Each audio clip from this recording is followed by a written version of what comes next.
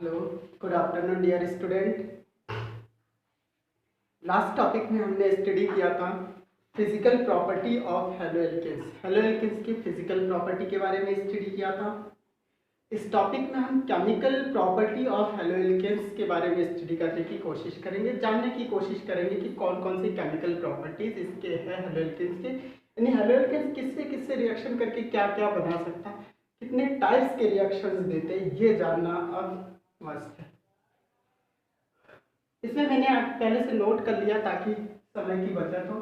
The reaction shown by halo alkanes can be categorized into following 5 types. जो हमारे halo alkanes है वो 5 type के रिएक्शंस देते हैं mainly. Nucleophilic substitution reaction. Nucleophilic substitution reactions क्यों देता है इसके बारे में समझने की कोशिश करेंगे। एलिमिनेशन रिएक्शंस देता है। हर रिएक्शंस को आपने स्टडी कर रखा है फर्स्ट ईयर क्लास में, हर टाइप के रिएक्शंस को आपने। रिडक्शन रिएक्शन और reactions with metals and fifth number rearrangement reaction. ये 5 तरीके के रिएक्शंस हैं जो आपके हेलो एल्केन्स देते हैं। इसमें से न्यूक्लियोफिलिक सब्स्टिट्यूशन रिएक्शंस और जितने भी रिएक्शंस हैं लगभग आपने फर्स्ट ईयर क्लास में सारे के रिएक्शंस के बारे में स्टडी किया। आज फिर से देखने की कोशिश करेंगे, जानने की कोशिश करेंगे यहाँ पे हेलो एल्केन्स कैसे पर्टिकुलरली रिएक्शंस देता है। न्यूक्लियोफिलिक सब्स्टिट्यूशन रिएक्शन सबसे पहले हम सॉल्व करने की कोशिश करेंगे और जानने की कोशिश करेंगे ये कैसे होता है nucleophilic substitution reaction. When substitution takes place through nucleophile, जब कोई प्रतिस्थापन अभिक्रिया नाभिक स्नेही आयन के द्वारा होता है, परमाणु के द्वारा, मॉलिक्यूल के द्वारा होता है, उस कंडीशंस में ऐसे अभिक्रिया को हम न्यूक्लियोफिलिक सब्स्टिट्यूशन रिएक्शंस बोलते हैं। तो इंग्लिश में हम इसकी डेफिनेशन देते हैं the substitutions takes place through nucleophile. यहाँ पे इसकी डेफिनेशन क्या हो जाएगा, the substitution takes place through nucleophile यानी किसके द्वारा सब्स्टिट्यूशन होना है, न्यूक्लियोफाइल। न्यूक्लियोफाइल क्या होता है फर्स्ट ईयर क्लास में पढ़ा, जो न्यूक्लियस लविंग होता है। कैसे होता है इस बात को समझने की कोशिश करेंगे। न्यूक्लियोफिलिक सब्स्टिट्यूशन ही क्यों देता है इस बात को समझने के लिए थोड़ा सा पोलैरिटी में आ जाइए।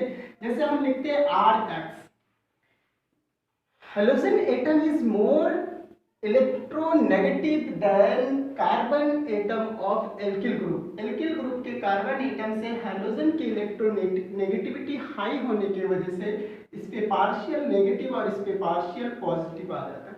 इसी पोलैरिटी होने के वजह से जब कोई स्ट्रॉन्ग जब कोई स्ट्रॉन्ग न्यूक्लियोफाइल इस कार्बन पे अटैक कर देता है, यानी कहने का मतलब इसके साथ में हेलो एल्केन्स के साथ में रिएक्ट करता है, तो उस कंडीशंस में न्यूक्लियोफाइल आ करके इस कार्बन पे अटैक कर देता है यहाँ पे, और जैसे यहाँ पे अटैक करता है तो आपका RNU न्यूक्लियोफाइल इसके साथ जुड़ जाता है और जो हैलाइड है वो आपका इस तरीके से बाहर हो जाता है।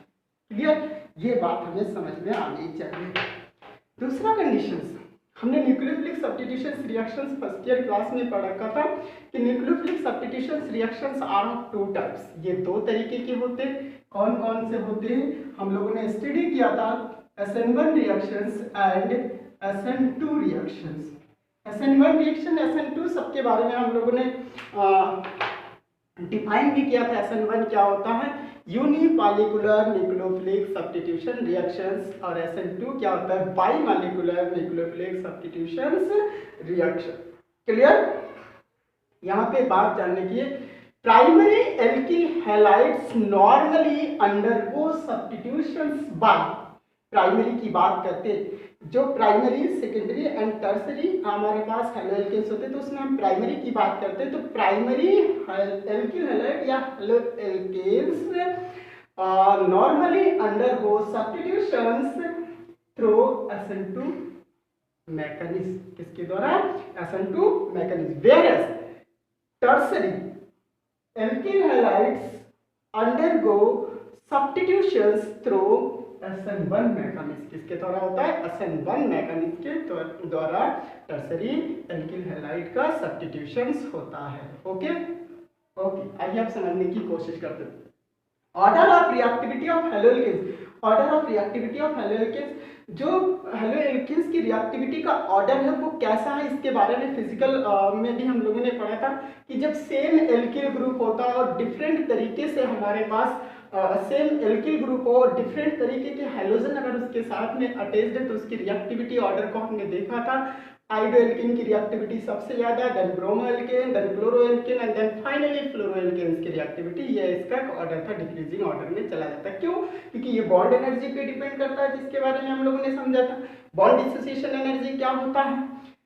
जिसकी बॉन्ड डिसोसिएशन एनर्जी सबसे कम होती है उसकी रिएक्टिविटी हाई होती है। बॉन्ड डिसोसिएशन एनर्जी जो हमारे पास RI की होती है ये सबसे लेस होती है, इसके वजह से इसकी रिएक्टिविटी हाई होती है। जब हमारे पास कभी भी एल्किल ग्रुप सेम होगा उस कंडीशंस में ये बात हम करेंगे।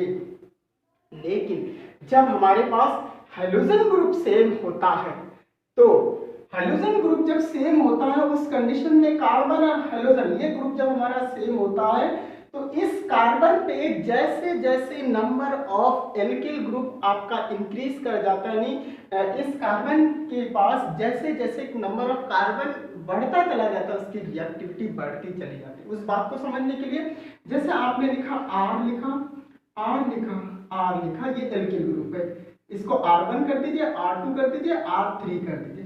इस तरीके से हम देख रहे हैं carbon halogen bond, carbon halogen जो आपका बॉन्ड है उस पे जो कार्बन है उस कार्बन के ऊपर नंबर ऑफ एल्किल ग्रुप जैसे इंक्रीज करता चला जाता है तो उसकी रिएक्टिविटी बढ़ती चली जाती है। और ये रिएक्टिविटी आपका धीरे धीरे डिक्रीज होगा जैसे जैसे नंबर ऑफ आपके एल्किल ग्रुप डिक्रीज करता चला जाएगा इस कार्बन पे। जैसे आपने फिर X लिखा, X आपका सेम है, अब इस पे हम एक एल्किल ग्रुप इस तरीके से रख दे रहे हैं, दो एल्किल ग्रुप रख देते हैं, एक हाइड्रोजन है इस तरीके से। तो आपने देखा यहाँ पे 2 एल्किल ग्रुप है, यहाँ पे 3 एल्किल ग्रुप है, इसकी रिएक्टिविटी ज्यादा है, इसकी रिएक्टिविटी कम है। ये भी मैंने बताया था आपको 3 degree alkyl halides, 2 degree alkyl halides, 1 degree alkyl halides में 3 डिग्री एल्किल हैलाइड्स की या 3 डिग्री कार्बन्स की जो रिएक्टिविटी होती है वो सबसे ज्यादा होती है, इस बात को भी समझा था। अब आते हैं यहाँ पे जानने की कोशिश करेंगे। यहाँ पे आपने R लिखा और इसके ऊपर C और इसके ऊपर 2 हाइड्रोजन इस तरीके से अटैच्ड है, एक X बॉन्ड है, इसकी रिएक्टिविटी सबसे कम है। इस बात को हमें समझना चाहिए, इस चीज को हम लोगों ने समझा था। एक चीज और स्टडी कर लेते हैं यहाँ पे, the reactivity order of haloalkanes toward SN1 and SN2। SN1 और SN1 की तरफ जो हमारे हेलोएल्केन्स की रिएक्टिविटी है वो किस टाइप का होता है? तो SN1 अभी वर्ड हमने यूज किया जिसके लिए 3 डिग्री एल्किल हैलाइड्स वो बहुत जल्दी रिएक्शन देता है, देन 2 डिग्री और देन 1 डिग्री। तो एक डिफिनेशंस या डिफिनेशंस के ये कि एक हेडिंग हम लिख लेते हैं, the order of reactivity, the order of reactivity towards SN1 and SN2 mechanism,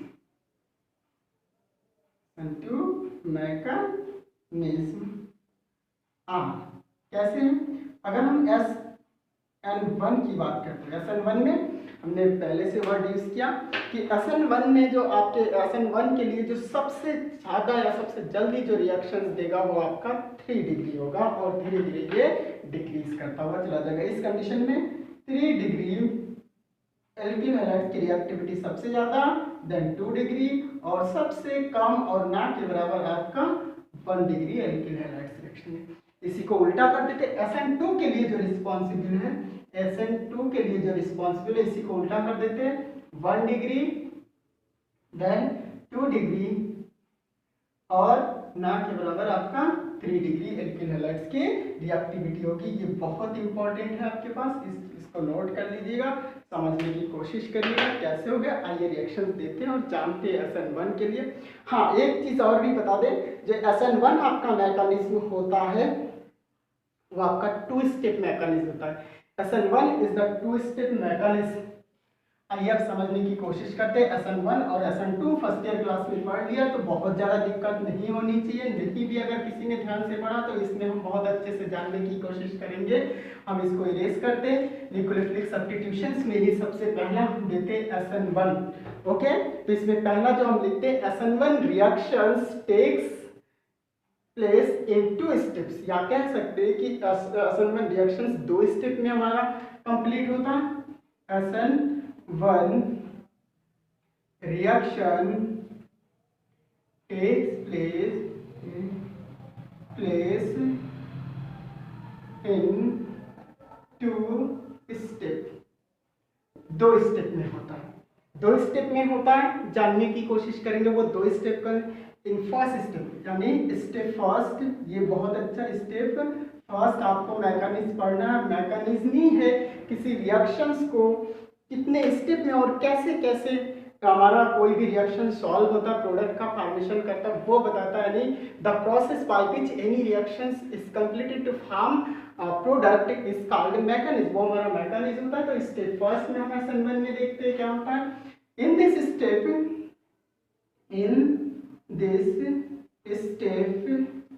alkyl halides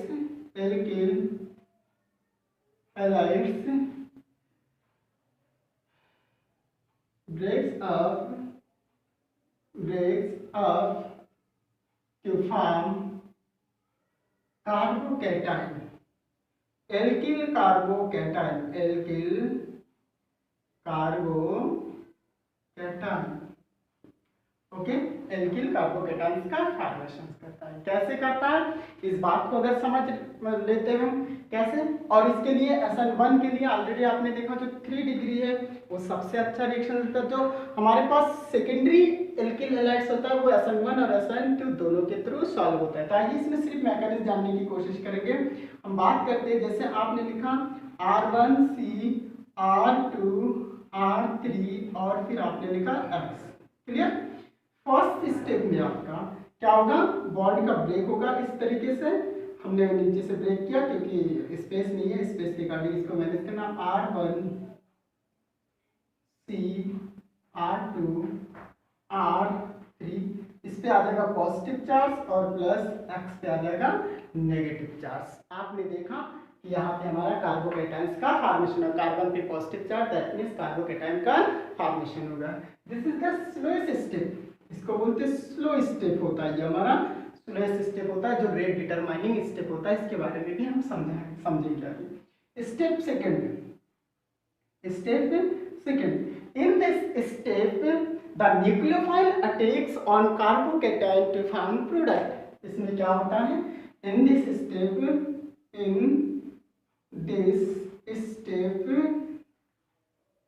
nucleophile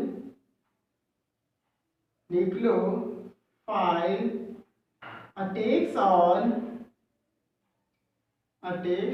on the carbocation to form product। Done. क्या बताता है, प्रोडक्ट का फॉर्मेशन करता है। ये समझने की कोशिश करेंगे। ये हमारा कार्बोकेटाइन है, इसको लिख लीजिएगा R1 R2 और R3, 3 टाइप्स के एल्किल है यहाँ पे, और प्लस करके न्यूक्लियोफाइल आपके पास यहाँ पे आ जाएंगे। हमने ले लिया ये चीज, ठीक है। इसके ऊपर 2 इलेक्ट्रॉन आप इस तरह से, और इसको अटैक करते इस तरीके से एरो से दिखाएंगे कि न्यूक्लियोफाइल अटैक कर रहा है कार्बोकेटाइंस पे, और बहुत ही फास्ट ये आपका प्रोडक्ट बन जाता है। प्रोडक्ट जैसे है वैसे रखिएगा।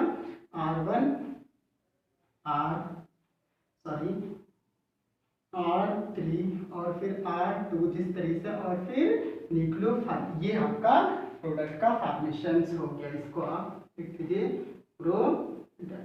क्लियर। अब एक चीज आपके समझ में आनी चाहिए, इसको SN1 ही क्यों कहते हैं। हमने ऑलरेडी इसके लिए लिख दिया था फर्स्ट ईयर में। S1 1 मींस यूनिमॉलिक्यूलर न्यूक्लियोफिलिक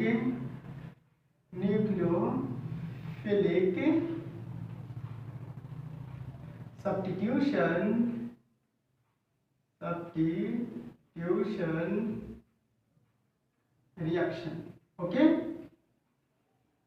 यानी इसके जो स्लोएस्ट स्टेप में आप देख सकते हैं, स्लोएस्ट स्टेप में सिर्फ और सिर्फ एक सबस्टेट का मॉलिक्यूल आपका पार्टिसिपेट कर रहा है, और पार्टिसिपेट करने की वजह से एक मॉलिक्यूल पार्टिसिपेट करने की वजह से इसको बोलते हैं यूनिमॉलिक्यूलर। ओके, और ये स्लोएस्ट स्टेप जो होता है वो रेट डिटरमाइनिंग स्टेप होता है। यानी हम यहाँ पे लिख सकते हैं SN1 में, आप लोगों ने ऑलरेडी लिखा होगा क्वेश्चन में, फिर से हम एक बार लिखते हैं। जो रेट होता है, rate is directly proportional to the concentration of substrate के कंसंट्रेशंस पे डिपेंड करता है डायरेक्टली। इसी वजह से यहाँ पे लिखा जाएगा, यहाँ पे कंसंट्रेशन सबस्ट्रेट क्या आपका एल्किल हैलाइड्स है, इसलिए रेट डिटरमाइनिंग स्टेप हम एक ही मॉलिक्यूल पार्टिसिपेट कर रहा है, इसलिए यूनिमॉलिक्यूलर इसको लिख देते हैं, और ये पोस्ट कर आप लिख लेते, कभी आप नहीं बोलेंगे इस चीज को। क्लियर? ये तो हो गया हमारा SN1 के बारे में। अब बात करते हैं SN2 के बारे में। जैसे करते हैं इसको, SN2 नाम से ही पता चल रहा है, 2 का मतलब होता है बाई मॉलिक्यूलर, दो मॉलिक्यूल जब रेट डिटरमाइनिंग स्टेप में वेग निर्धारित करने वाले जो आपके इक्वेशंस होते हैं उस पे जब रेट डिपेंड करता है रिएक्शंस का, उसको बोलते हैं रेट डिटरमाइनिंग स्टेप। हम यहाँ पे बात करेंगे SN2। SN2 का मतलब by molecular nucleophilic reactions, sorry nucleophilic substitution reaction, nucleophilic substitution reaction. Okay, कहने का मतलब इसका जो रेट डिटरमाइनिंग स्टेप होता है, आपका रेट डिटरमाइनिंग स्टेप होता है वो डायरेक्टली प्रोपोर्शनल होता है substrate and concentration of nucleophile, दोनों पे डिपेंड करता है इसका जो रेट होता है वो। स्लोएस्ट स्टेप में दोनों पार्टिसिपेट करते हैं, इसीलिए आप इसको बोलेंगे बाई मॉलिक्यूलर। क्लियर? इतनी सी बात समझ में। आप यहाँ पे एक वर्ड लिखते, it is one step mechanism. ये कितने स्टेप का होता है? वन स्टेप मैकेनिज्म होता है। क्लियर? वन स्टेप मैकेनिज्म होता है, उसमें कैसे ये दोनों पार्टिसिपेट करते हैं, इस बात को समझने के लिए आप सबसे छोटा मेथिल हैलाइड ले लीजिए या कोई और ग्रुप ले लीजिएगा, जैसा आपने लिया C लिया, और फिर आपके पास यहाँ पे सॉरी मेथिल H कुछ इस टाइप से है, और फिर आपके पास क्या है यहाँ पे हेलोजन, इस तरीके से आप ले लीजिए ये कंडीशन। ठीक है?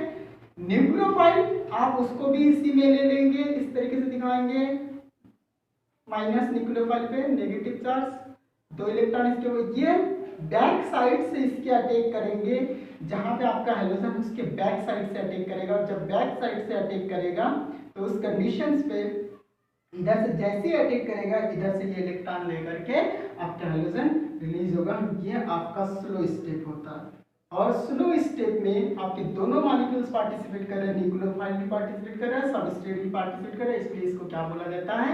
बाई मॉलिक्यूलर बोला जाता है। जैसे ही ये अटैक करेगा, ये पार्शियली इसके साथ बॉन्डेड हो जाएगा, और ये पार्शियली बॉन्ड इसका टूट जाएगा, और इस तरीके से बनेगा CH, जैसा था वैसा दिखाइए, पार्शियली इसको अटैच्ड होते हुए दिखाइए हेलोजन, इसके ऊपर नेगेटिव चार्ज, पार्शियली आपके न्यूक्लियोफाइल भी इसके साथ जुड़ जाता है, इस तरीके से हाइड्रोजन पहले ऑलरेडी, ये आपका ट्रांजिशन स्टेट कहलाता है, transition state. At once 10⁻⁻8 second में ये तुरंत ही आपका बहुत जल्दी वेरी फास्ट ये आपके प्रोडक्ट में चेंज हो जाता है, न्यूक्लियोफाइल आपका एज इट इज रहता है C, और फिर आपके पास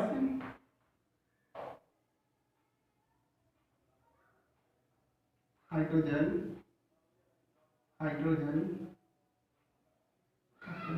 ये आपका प्रोडक्ट। क्लियर? आपने क्या देखा? SN1 तथा SN2 रिएक्शंस के लिए आपने डिफरेंट टाइप्स। अब जो हम स्टडी करेंगे वो कौन से न्यूक्लियोफाइल है और किस कंडीशंस पे वो प्रोडक्ट का फॉर्मेशन करेगा, यानी कहने का मतलब हैलोजन को सब्स्टिट्यूट करेगा, वो कौन कौन से हमारे पास न्यूक्लियोफाइल है, आइए जानने की कोशिश करते हैं। कुछ एग्जांपल्स देकर के इसको जानने की कोशिश करते हैं। तो nucleophilic substitution reactions and their synthetic applications कौन कौन से हैं वो जानने की कोशिश करते हैं। सबसे पहली बात हम इसको रेस करें,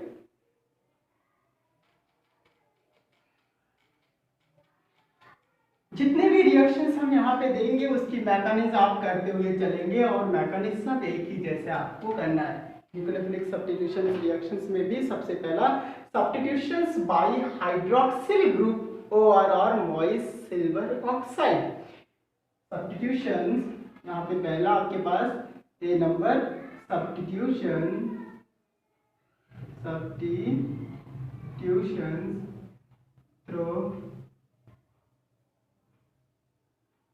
through hydroxyl group, through hydroxyl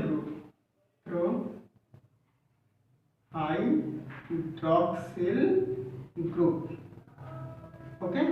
hydroxyl group से हमें सब्स्टिट्यूट करना। हाइड्रोक्सिल ग्रुप हमारा क्या होता है, OH होता है, इससे हमें सब्स्टिट्यूट करना, ठीक है। यह हाइड्रोक्सिल ग्रुप आएगा कहां से, कैसे समझेंगे क्या हाइड्रोक्सिल ग्रुप से, तो आइए समझने की कोशिश करते हैं। व्हेन एल्किल हैलाइड और एफपीसी सिस्टम में halo alkanes treated with aqueous potassium hydroxide OR moist silver oxide, या तो एक्वस पोटेशियम हाइड्रोक्साइड से या मॉइस्ट सिल्वर ऑक्साइड से, यानी जिसमें नमी हो ऐसे सिल्वर ऑक्साइड से आप ट्रीटमेंट करा देंगे तो आपका क्या बन जाएगा, एल्कोहल्स का फॉर्मेशन होगा, लेकिन यहाँ पे हैलोजन का क्या हो जाएगा, सब्स्टिट्यूशंस हो जाएगा हैलोजन से। जैसे स्केलेटन देने की कोशिश करते हैं, यहाँ पे लिखते हैं, यहाँ पे भी लिख देते reactions of alkyl halide with aqueous potassium hydroxide OR moist silver oxide Ag, चलिए सिल्वर ऑक्साइड लिख देते हैं, इसके पीछे कहानी है उसको बताएंगे, सिल्वर ऑक्साइड, ओके, इस तरह से। और जब भी ये कंडीशंस होता है, जो कंपाउंड बनता है उस पर फोकस करिएगा। जैसे हमने लिखा RH एल्किल हैलाइड, इसका रिएक्शन हमने किससे किया, KOH, और ये भी क्या था आपका, एक्वस था, क्लियर, एक्वस कंडीशन में कुछ नहीं, यहाँ से इस तरीके से आप एलिमिनेट कर दीजिए KX, R hydroxy group halogen को सब्स्टिट्यूट करेगा और ROH बन जाएगा। क्या बनाया आपने, एल्कोहल बनाया। एल्कोहल अगला चैप्टर हमारा है जिसमें एल्कोहल के प्रिपरेशन में फिर से आप इस रिएक्शंस को लेकर के आएंगे कि एल्कोहल आप कैसे प्रिपेयर करेंगे। तो एक चीज मैं आप लोगों को बता दूं, किसी की केमिकल प्रॉपर्टी, किसी का प्रिपरेशंस बन जाता है, कोई कंपाउंड बनाने का तरीका। यहाँ पे केमिकल प्रॉपर्टी हम लोग एल्किल हैलाइड का पढ़े, लेकिन बन क्या रहा हमारा, अल्कोहल बन रहा है। तो अल्कोहल के प्रिपरेशन में भी यही रिएक्शन देंगे, इसीलिए बहुत ज्यादा सोचने की नहीं, इतने सारे रिएक्शन हम कैसे करेंगे, नहीं खाली एक फोकस करना, हेडिंग को याद रखने, तो माइंड को कंसंट्रेशन करना है, यहाँ पे समझने की कोशिश करते हैं। RX और प्लस आपके पास बाय प्रोडक्ट KX बन गया, KX, क्लियर। दूसरा आपने वर्ड यूज किया मॉइस्ट सिल्वर ऑक्साइड। हमने यहाँ पे सिल्वर ऑक्साइड का फार्मूला लिखते हुए इसको छोड़ दिया बीच में, क्यों छोड़ दिया, जो मॉइस्ट सिल्वर ऑक्साइड होता है वो सिल्वर हाइड्रोक्साइड को ही मॉइस्ट सिल्वर ऑक्साइड कहते हैं। इस रिएक्शंस को एक बार फिर से लिखते हैं, RX प्लस AgOH, ये हो गया मॉइस्ट सिल्वर ऑक्साइड। इसको ऑक्साइड या तो आप इसका केमिकल नेम सिल्वर हाइड्रोक्साइड बोल सकते हैं, लेकिन ये मॉइस्ट सिल्वर ऑक्साइड है। मॉइस्चर आ जाने पे Ag2O जो हम लिखते हैं यहाँ पे Ag2O, ये हो गया सिल्वर ऑक्साइड। अब जब इसमें आप वाटर मिला देते हैं इस तरीके से, ये बन जाता है AgOH बन जाता है इस तरीके से, क्लियर। इसीलिए इसको मॉइस्ट सिल्वर ऑक्साइड के नाम से भी जानते हैं, क्लियर। आइए जब इसका रिएक्शंस करेंगे तो आपके पास फिर से इस हाइड्रोक्सी ग्रुप से हाइड्रोजन को सब्स्टिट्यूट कर दीजिए, आपके पास बन गया ROH और प्लस AgX। इस तरीके से आपका बाई प्रोडक्ट निकल गया AgX,